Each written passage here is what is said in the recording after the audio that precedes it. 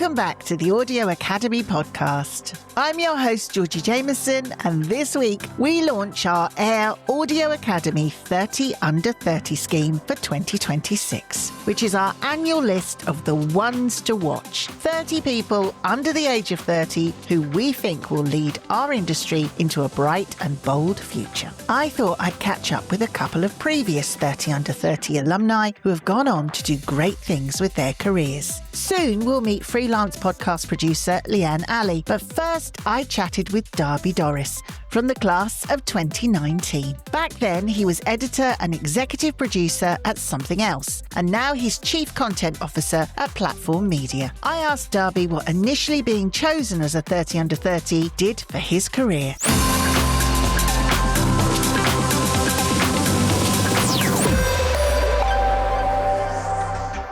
Can't believe it was 2019, to be honest. It already felt like, yeah, time flies. I think, with these sorts of lists, I think they're always really useful. I think it's a challenge, right? Because any awards thing, any industry kind of gathering like this of a list is always hard, because if you're not in that list, which I wasn't for years, because I applied before and didn't make the list, and you kind of always then, inevitably people have that thing of feeling left out, of course. But they are great things, I think, because then if you do manage to get to be a part of it, then you can just use it as a calling card. It was a really, at that time when I was sort of slightly different point in my career, younger and sort of trying to kind of rise up the ranks, all of that stuff. It's a really good thing to have as a calling card that people just, even if people aren't familiar with this specific 30 Under 30 for Audio Academy, it's sort of like they recognize that as a mechanic. And so then it's very easy for them to kind of look at it or then click through and then go, oh, okay, cool. This is this like prestigious list that's gathered every year and all of that. So yeah, it's a really good, I would say, calling card more than anything else, an ability to kind of open doors or those things which are like always the way, right?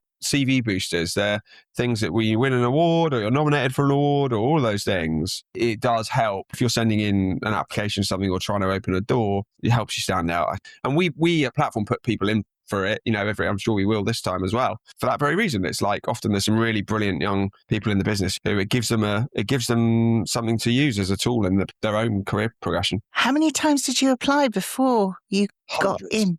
Every year since I was 15. No, I honestly can't remember. Probably like we were pretty good those days. Like when, in that business, there was a lot of like clever young people, I would say, who were all applying for it. My colleagues. I honestly can't remember. Probably 2 or 3, I think. So was that the fourth? That would have been like the third or fourth attempt. Okay, yeah. So you must have felt very proud when you got it then. Yeah, definitely. I was definitely delighted. It's like finally they recognise me. They see my brilliance now that they missed all those years before. No, I was delighted. What impact would you say that being a 30 Under 30 has had on your career progression since being chosen, since 2019? Definitely a sort of moment in time that you should, I think my recommendation to people on that is to kind of capitalise on it fast, because within a year, you're superseded by the next 30 Under 30 and the next, Yeah. More people joining the club, as it were. You're only news for a year, aren't you, really? Yeah, exactly. You're the current 30 Under 30 last 12 months. So leverage it, use it at that point. And I think actually what I definitely did with it at the time was use it to I imagine it had an impact on me winning other awards. And one of the first things I would say in that kind of like punchy opening statement that you want on those things is like, win at current 30 Under 30, I would use that as a way of hopefully making a judge on something go, oh, okay, they've got something here. Let me keep reading, It kind of makes people sit up and take notice. Yeah, definitely. It's a calling card, isn't it? Opens the door a bit, makes people kind of go, okay, as with any awards entry for anything, you're writing something punchy to try and someone who's reading hundreds or tens of those sit up a bit and go, oh, this person's worth reading. You were a 30 Under 30 and you put your team in for it now. And I think that's lovely. So you still hold it in that high esteem. Yeah, I think that it always has been as far as I've known it, but like the industry is incredibly tough. Like it's competitive, it's hard to cut through, to kind of be recognized. I think I see it as a brilliant thing for that in the industry, of being able to kind of just try and support and encourage those people who are up and coming and have done brilliant things. It's often good for sometimes the people who are in the roles that are around the core role, right? So if you're the executive producer, whatever, of a thing that was very successful and is doing well, you're probably celebrated really, really well. But you might have a whole team of people that are really the enablers for you, just as we have in our business, people working in all sorts of roles that are focused on growing a YouTube channel or in marketing and PR and, all these things, which any one of our things that we create and launch, there are so many hands that go into that. And often we work really hard to try and recognize those people and shout about them to make sure people understand that it's not a single person usually creating a thing. And so I think it's really good for that in that there'll always be a mix in that list, but you find people that are celebrated in there who are doing amazing things in the industry, but might not necessarily have been shouted about enough yet, or people haven't recognized yet. So I think it does a great job for that. I'm definitely supportive of our relevant kind of team entering it. And for that reason, really. I think that's a really important point, Darby, because I think a lot of people think, oh, well, it's presenters and producers, but we've had people who are engineers and who do the social media, who do the marketing. And these are all jobs in audio and radio, aren't they? They're all jobs in the industry that make everything tick and everything go. And those people shouldn't be forgotten. It's not just the people in front of the mic all the time. It's about the whole team and celebrating all those different roles. Tell me a bit about how your career has progressed since then. We mentioned you were at something else for a long time, but then come August 2022, you moved to Listen and you were director of content. And now you're chief content officer. Look, I've got a thing about job titles. I think job titles are hilarious. I feel like I've got to salute you because you're chief content officer. You see me in full gear, standing there with like on parade or something. Yeah, it's very grand. It's a very grand title. Yeah, I think it's kind of representation of what we get. I mean, the business we have now is about 100 people, and so all those titles are probably representative of that. And so the kind of evolution of career, but also evolution in size of business and the relevance of those different roles. I was at something else for I think probably nearly 11 years, and had really kind of risen up the ranks there. And then they were acquired by Sony, and I was there for probably something like another year after that as well. And then, I just found the right thing at the right time, was talking to Josh, who's now CEO of Platform, who at the time was running Listen. And two of us really hit it off, and kind of then I joined Listen, and we kind of built an amazing team of people there, to be honest, like a bunch of 20 odd people who were just, really impressive, some of which have also won 30 under 30, like impressive people who, really understood what we were trying to do. And that business, we scaled it and launched some really big titles, stuff like The Traitors Uncloaked with, there were others and big titles at the time that became industry rockers, moments that we could get behind. And then we sold that business to PodX, acquired Listen, and then just over a year ago, we merged the UK businesses of PodX, so Platform Media, Listen and Goldhawk, into one entity, which is now Platform Media as the kind of top co. The funny thing of the creative industries, right, is you start out, or I did, and I think a lot of people do, you start out on that thing of, I'm going to be creative and I'm going to make stuff and I'm going to do that, and you do that, but then obviously the more senior you get, the less you do that. The less you're actually on the ground making the stuff. Yeah. You become an exec producer, and then you got to run a budget and think about the strategic thought behind this thing and the bigger picture and liaise with clients in a different way. And so really my job now is it's more strategy, new business, the bigger picture, opening doors, and just an enabler, frankly. Like I've got an incredible team of about 46, 47 now, creative people, basically, exec producers, heads of different departments and comedy and sport and factual and scripted and brilliant production managers and coordinator, all of these great roles and different people that are actually making all the cool stuff that we do, to be honest with you. And that's just my division, my chunk of the business. And the rest of the business is people working in media, people working in commercial and in marketing and PR and finance and HR. And, it's a huge machine now. All the roles that I think people don't necessarily think of. Yeah. And they think about the radio audio industry. They're all pivotal, aren't they? They really are. And I think that's why, in our business, all of those different departments and roles are absolutely key to anything with it. Finance is a really good example. We try and call those guys out as much as we possibly can because ultimately they're in everything from making sure our team get paid to looking after the budgets for show, all sorts of things. But then when something wins an award, it's not normally they don't get the applauding. Who picks up the credit. Exactly. It'll be the creative person who's driving it. My roles just kind of got, progressed as I've moved about and evolved and made different kind of relationships. It's evolved with trajectory of that and into the business we have now. I had a look at Platform Media's website. The podcasts that you make, I was thinking, that one. I love that one.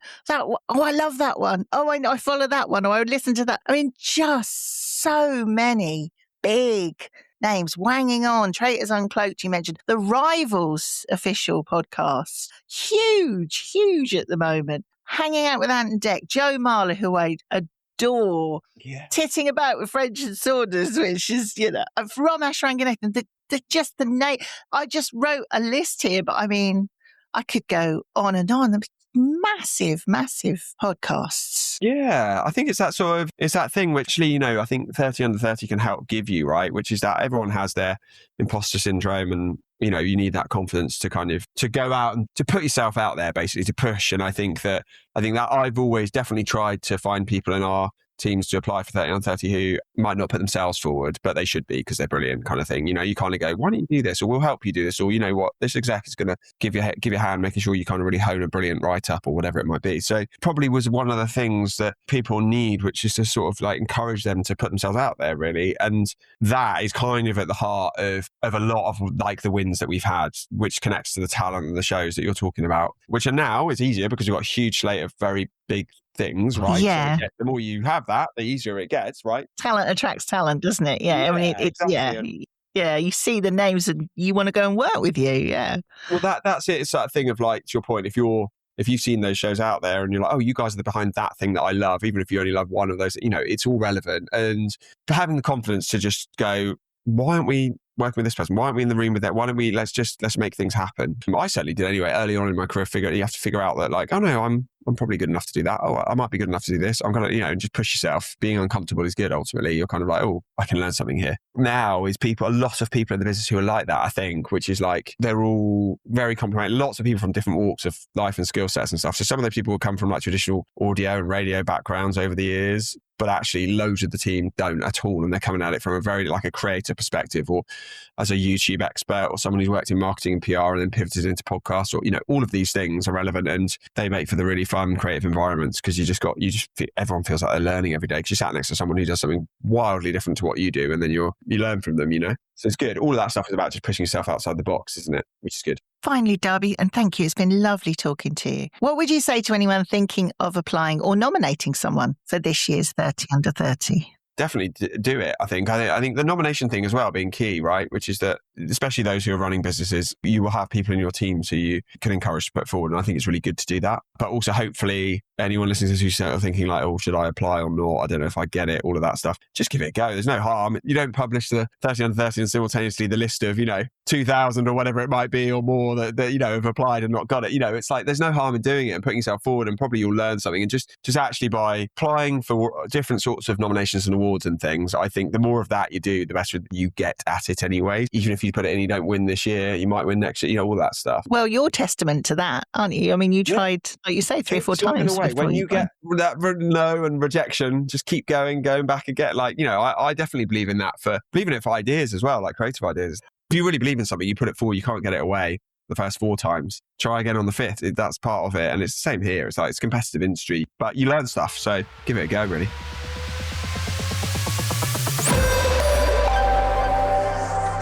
Next, I spoke to Leanne Alie, who was a 30 under 30 back in 2020. At the time, she'd just moved from Global to the BBC as a development and commissioning producer. And now she's a freelance podcast producer. I asked Leanne how the 30 under 30 scheme helped her progress in the audio industry.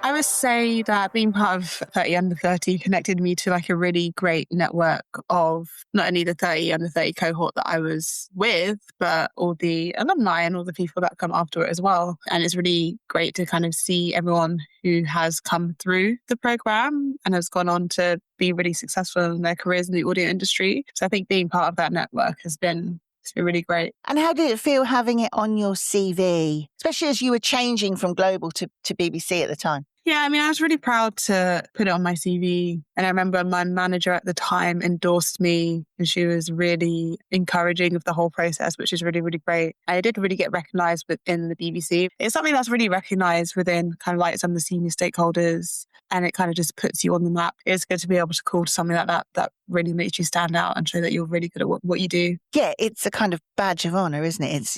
You're a one to watch. Let's move on to what you're working on now. I'd like to talk about where your career has gone. You developed the very first BBC Sounds audio lab. Tell us a bit about that. When I first started working at the BBC, I was like inundated with all these pitches and ideas. And it was very clear that like people wanted to pitch, they just didn't know how. And the barrier to do that seemed quite high, which it shouldn't have been because it's the BBC, it's a public service organisation. Like people should be able to pitch in with ideas. But you can only do that if you're a registered production company. And if you're a creative and an individual, that can be quite difficult to navigate if you're not already in the industry. Along with a group of some of my colleagues, we came up with the idea of BBC Sounds Audio Lab, which was all about commissioning, developing and producing podcast ideas from creators from underrepresented groups. And I'm really proud of that first year of content because we made shows like that I know would have never been commissioned anywhere else. I know it wouldn't have been commissioned anywhere else because one of the shows that we commissioned, which was called Who Was Michael X? Hamza, who was the producer of that, had pitched this show everywhere, including Radio 4, and it didn't get picked up. But then when it came to us, it was like one of the best pitches I saw. There's been some really great success stories from it, actually. So Tommy Dixon, he was actually working as a train engineer, but he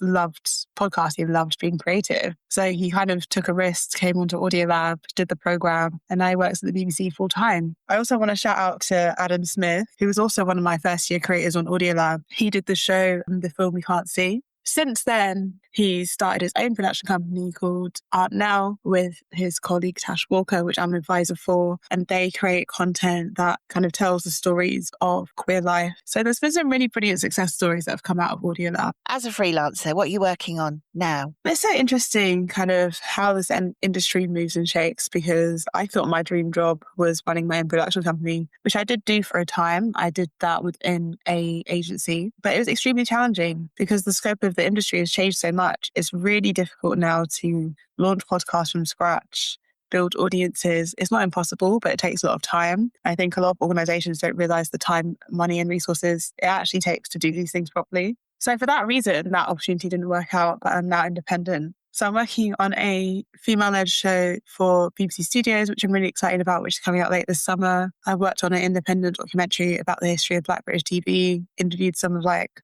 my favorite people on TV. I'm also just experimenting with formats. I've been writing a lot. I've been writing a microdrama. Being self-employed has really given me the time and space to be creative in a way that I haven't been able to before. And I've been really enjoying that. Can be hard being freelance, can't it? And constantly thinking, where's the next job coming from? But it is also freeing as well, isn't it? It's very freeing. My advice for anyone thinking about 30 under 30 or just generally freelancers in general is that you have to be a peacock, quote unquote. You have to be constantly telling people what you do, what you're about, and the work that you're doing, because that's how people know that you're available and what your skill set is. Because if I think of all the work that I've done this last 9 months, all the work I've been doing has been inbound. I haven't done like one outbound request. I've been pitching for stuff and like applying for stuff. But all the work that's come to fruition has been inbound because people know me, they know my work. You have to constantly promote yourself. And I know it's hard, but like that's what you have to do. And the best way to do that is online because you never know who's watching. You never know how far you may be reaching. Finally, what would you say to anyone thinking of applying or nominating someone for this year's 30 under 30? I would say absolutely put yourself forward. Absolutely recommend someone. Promoting yourself and being visible is really one of the things that you just have to do these days if you're a creative. And so I think 30 under 30 is a really great platform for that. I would definitely apply. You'll be connected to a really great network. You'll be connected to some really great people. And that could also lead to further connections, further opportunities. So I definitely recommend it. A big thank you to Darby Dorras and Leanne Alie. The Aiir Audio Academy 30 under 30 for 2026 has opened today, 1st of July. And you can apply yourself or nominate a team member on our website, audioacademy.org.uk/30 under 30. Good luck. If you're going to tonight's Birmingham Social, have a great time. There's still time to buy a ticket and check out our other upcoming events like Crossed Wires Festival on the 3rd of July and our Summer Social on the 16th of July. Go to audioacademy.org.uk/events for all the details and to book tickets. Next week, the podcast comes from the Crossed Wires Podcast Festival in Sheffield with a flavour of the festival and our Audio Academy session with composer and producer Adam Batty about the phenomenon of the podcast and story of MF Doom. I'll see you next week.